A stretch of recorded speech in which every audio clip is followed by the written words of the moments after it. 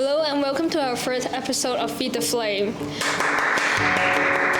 Feed the Flame is where we interview former or current student athletes, as well as others involved in the sporting world, to get an insight on their experiences relating to our monthly themes. I'm Kenna. And I'm Jasmine. We are your interviewers for this episode. Jody is currently a Year 13 student at West Island School, and he is also a remarkable swimmer. Welcome, Jody. Hi guys, as you may know, I am Jody Lee. I'm a Year 13 student. So, Jody, can you tell us when and why you decided to swim competitively?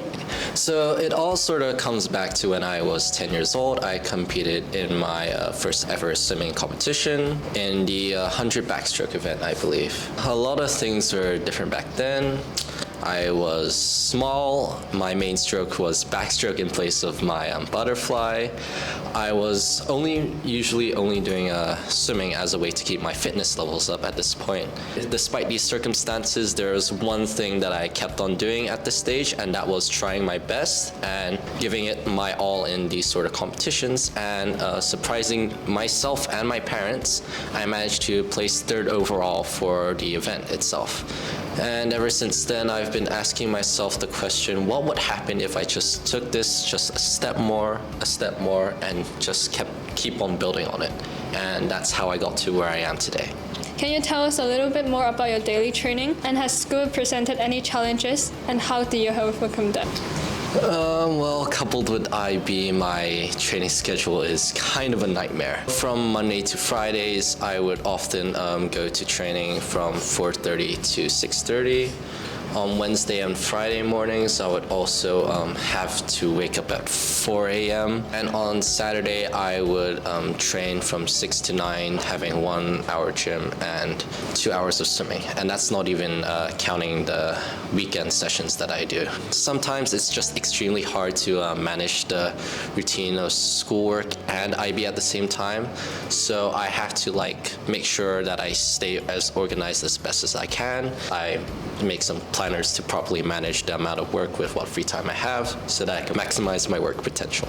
In your opinion, how does mental preparation contribute to attaining a consistent performance in sport? Ooh, mental state is a really massive big thing nowadays, especially with the age of social media and stuff like that.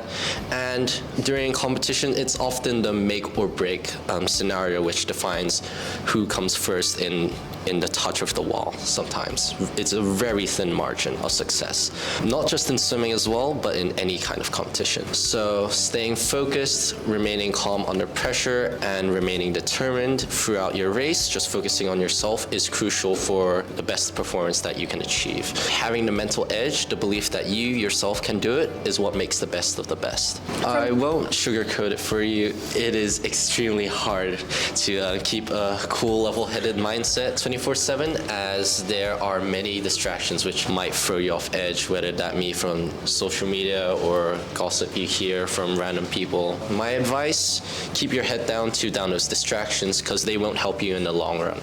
You have to remember that you're in control of yourself, not others. And that's what is accounted for in performance in the pool. So if you have doubters, make sure you make it all the worthwhile to prove them wrong. So, from your own personal experiences, do you think that maintaining consistency is a challenge? And if so, what advice would you give to those struggling with maintaining consistency? Well, let's be realistic here. Being consistent throughout every day is an extremely hard task for anyone to achieve.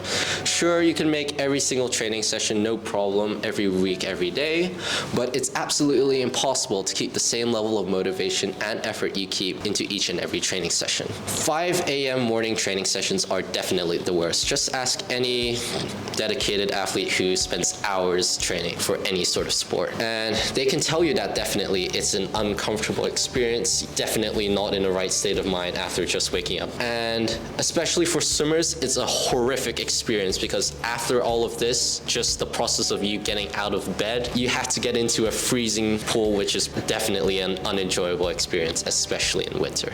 So what motivates you to stay consistent with your rigorous swimming schedule?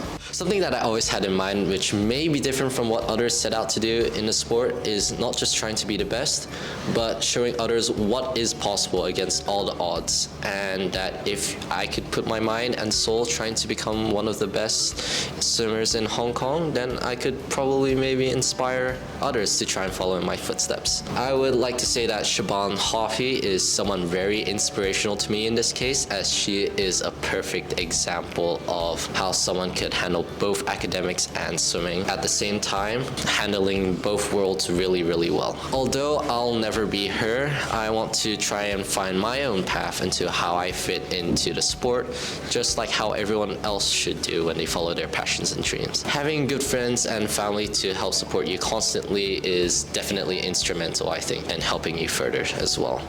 This brings us to the end of this week's episode. If you want to know more about our theme for the month of November, The True Power of Consistency, be sure to check out our website or Instagram page. I'm Kenna. And I'm Jasmine. See you soon. Nice.